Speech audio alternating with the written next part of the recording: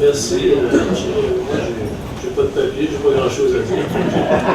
Il a presque tout dit.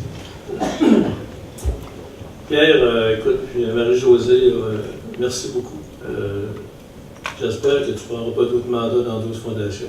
Parce qu'on a vraiment besoin de toi. C'est vrai, comme il disait, que ça fait longtemps que je m'occupe de jeunes. À chaque année, mes parents, ma famille, les enfants, tout le monde le sait.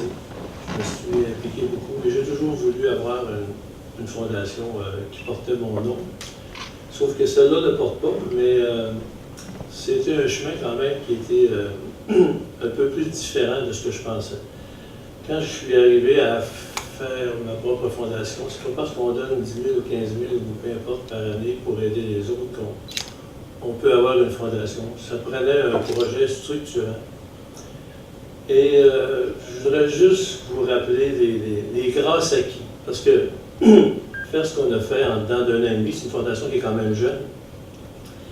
Et c'est toujours dans la vie un peu ce qui se passe, c'est toujours grâce acquis.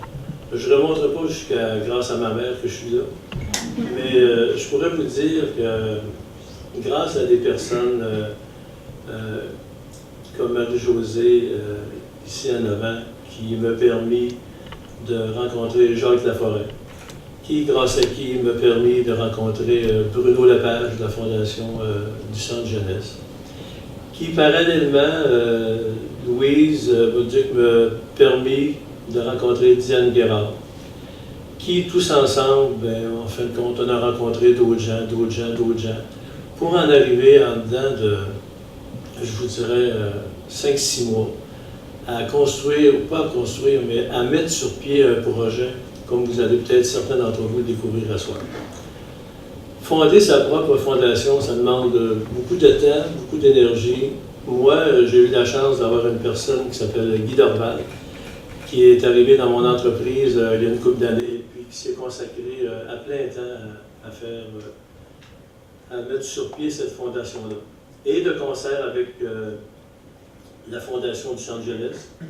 Bruno Lepage, et avec le Centre Jeunesse, avec Jacques Laforêt. On a réussi à signer une entente, à faire une entente. On est quand même une fondation privée qui vient s'impliquer avec des gens, là, enfin, reliés au gouvernement et tout ça. Donc, on a réussi à faire une entente pour construire, bâtir, ou enfin mettre sur pied une maison qui s'appelle la Maison de Petit Blanchon. Ça surprend beaucoup de gens quand on parle de ça. Même moi, ça me surprend parce que je dois vous dire que je ne m'attendais pas à ce que ça soit aussi structurant et aussi gros que ça.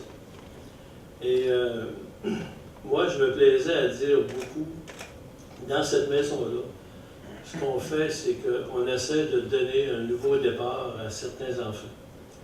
Et je disais même à beaucoup de gens depuis 1 an, bon, ben c'est pas parce que tu as manqué ton départ. Moi, mon fils faisait des courses, puis il manquait souvent son départ en motocross, mais il finissait premier. Alors, c'est un bel exemple que je me suis mis à dire à beaucoup de gens, même avec un faux départ, on peut quand même gagner une course.